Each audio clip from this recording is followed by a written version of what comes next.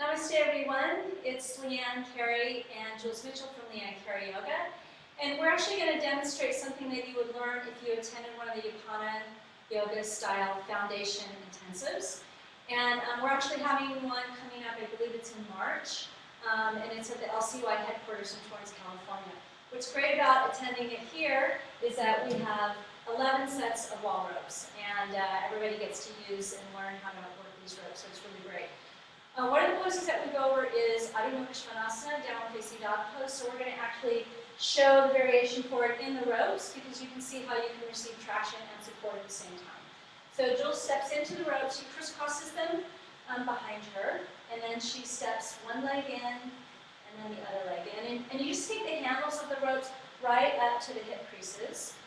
And then she's going to go ahead and fold forward and step her feet back while she walks her hands all the way forward. That's an important little piece.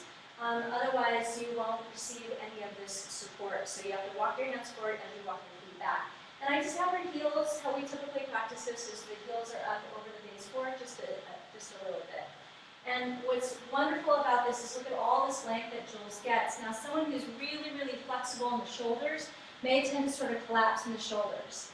Also, if that's how you tend to do downward facing dog, you may do it, in the middle of the room. You may do it this way as well. So one of the things that we're looking is to develop your eye in terms of how you see your students, where they tend to bound or sort of bind themselves up and prop themselves in the pose, or where they tend to sort of fall and collapse and release into the pose. So those areas that we're typically looking at is the lower back area and then the shoulders. So her lower back, actually really nice, really wonderful. Her ability to drop and collapse on the lower back and the shoulders is quite obvious here. So we just tell our students to lift up just a little bit, and even though they're not pressing through with their hands, they still want to lift their upper arm bones up into the shoulders to create a lot of stability around the shoulders as they stretch.